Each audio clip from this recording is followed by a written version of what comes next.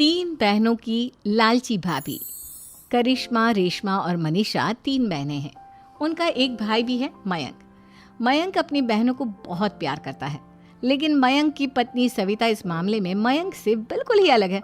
वो अपनी ननदों का जितना बुरा कर सकती है उतना बुरा करती ही रहती है और अपनी ननदों पर हुक्म भी चलाती है।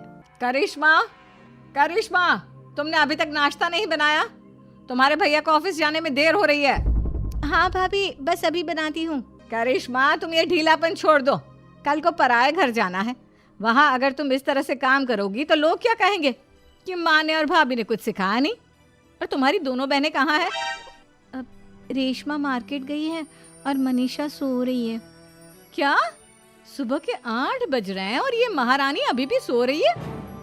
ये कहते हुए सविता अपनी सास दुर्गा देवी के पास जाती है। माँ जी, देख रही हो अपनी बेटियों के तौर तरीके? क्या हुआ बहू, सुबह सुबह क्या कर दिया मेरी बेटियों ने? अरे एक तो अभी अभी उठकर किचन में गई है, दूसरी सुबह सुबह बाहर चली गई और तीसरी अभी तक सो रही है। क्या करूं मैं इन तीनों का, मैं तो परेशान हो गई हूँ। जा जाकर उठा उसे और रेशमा से मैं बात करती हूँ। सविता सीधा मनीषा के कमरे में जाती है और उससे कहती है, महारानी जल्दी उठो, सूरज सर पर आ गया है। भाभी थोड़ी देर और सोने दो ना, मैं रात को लेट सोई थी। वो क्या ना, यूनिट टेस्ट चल रहे हैं। शराफत से उठती है या नहीं, या फिर पानी की भरी बाल्टी डालूं तेरे ऊपर? नहीं भाभी, मुझे बिस्तर में नहीं नहाना, उठती हूँ मैं। मनीषा जल्दी से उठकर बाथरूम में चली जाती है। सभी आराम से बैठकर नाश्ता कर रहे होते कि तभी रेशमा बाजार से हाथ में सामान लिए आ जाती है। रेशमा को देखते ही सविता उस पर बरस पड़ती है। लो, आ गई महारानी। ऐसा भी क्या सामान लाना था जो सुबह आंख मलते ही बाजार की तरफ रवाना हो गई? भाभी, कल आप ही तो चीख रही थी कि घर का सारा सामान मुझे ही लाना पड़ता है, घर में किसी को भी किसी काम से कोई लेना देना नहीं है। अब मैं बाजार जाकर सामान ले आई तो आपको इस बात से भी तकलीफ हो रही है? देख रही हो माँ जी, अपनी बेटी की जुबान कैंची से भी तेज चलती है। और मयंक, आप तो कुछ कहेंगे नहीं अपनी लाडली बहन को? रेशमा, अपनी भाभी से ऐसे बात नहीं करते। चलो माफी मांगो। भैया, मैं क्यों माफी मांगू? आप भाभी से बोलिए ना कि हम पर कम हुक्म चलाया करे। हम इस घर की बेटियां हैं और आपकी पत्नी की ननद है, नौकरानी नहीं। लो कर लो बात। इनकी भलाई के लिए कुछ भी बोलो तो इन्हें बुरा लग जाता है। इस घर में यही इज्जत है मेरी। देख लो माँ जी, आपकी बेटी किस लहजे में मुझसे बात कर रही है। सविता वहां से चली जाती है। मयंक को बहुत गुस्सा आता है, वो भी वहां से चला जाता है। फिर करिश्मा रेशमा को समझाती है। रेशमा, तुम्हें भाभी से माफी मांग लेनी चाहिए थी ना। लेकिन दीदी, मैंने कुछ किया ही नहीं, तो मैं माफी क्यों मांगू? हाँ करिश्मा दीदी, रेशमा दीदी जैसे ही घर में आई भाभी ही उन पर चिल्ला रही थी। हाँ, मैं मानती हूँ कि गलती भाभी की थी। मैं तो इसलिए बोल रही हूँ कि भाभी ने माँ को तो पूरी तरह अपने वश में कर लिया है। वो हमारी बात सुनती ही नहीं। मयंक भैया हमारे लिए हमेशा खड़े रहते हैं, इसलिए उनकी बात का मान तो तुम्हें रखना चाहिए था ना। कोई फायदा नहीं दीदी, कुछ दिनों की बात और है, भाभी उन्हें भी हमारे खिलाफ भड़का देंगी।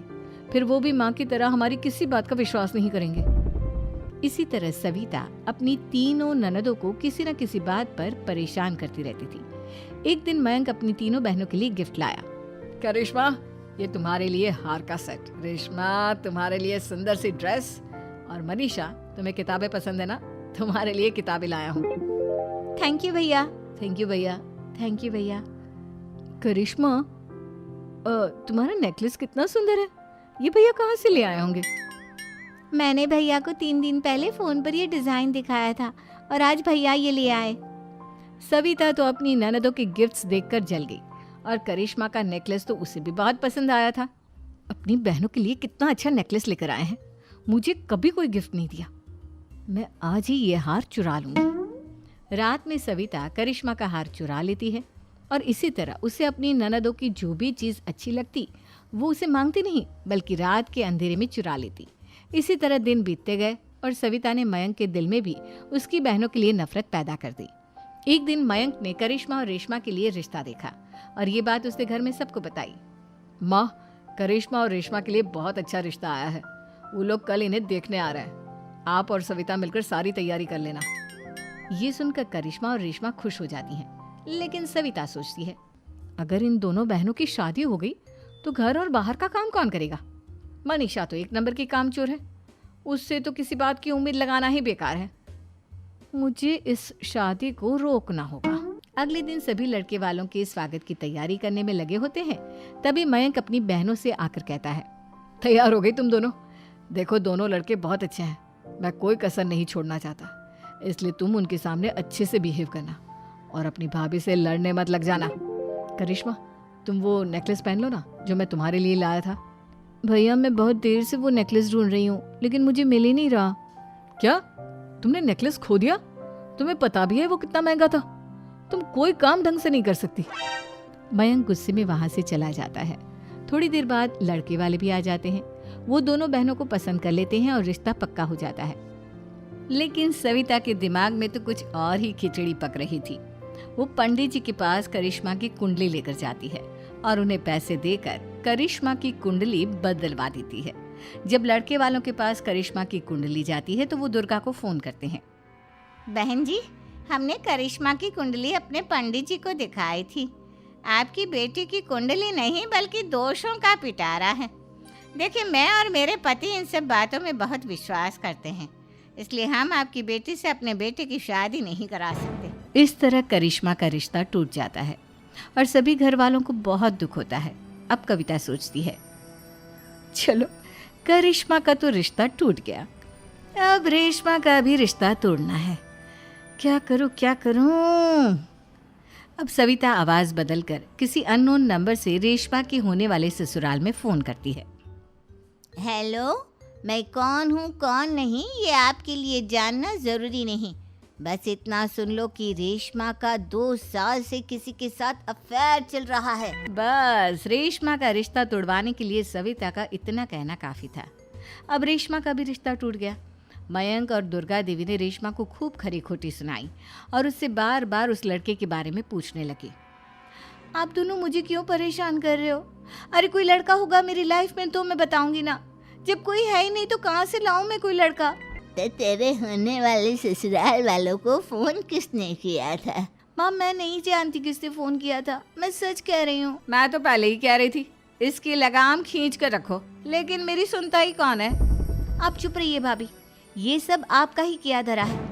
अब तीनों बहनों को विश्वास हो जाता है कि ये सब उनकी भाभी ही कर रही है। तीनों बहनें अपनी भाभी को सबक सिखाने के लिए एक वकील कर लेती है और घर में हिस्सा मांगना। देखो भैया, माँ बाप की जायदाद में जितना बेटों का हक होता है उतना ही बेटियों का, इसलिए इस घर के 4 हिस्से होंगे और हमें अपना हिस्सा चाहिए।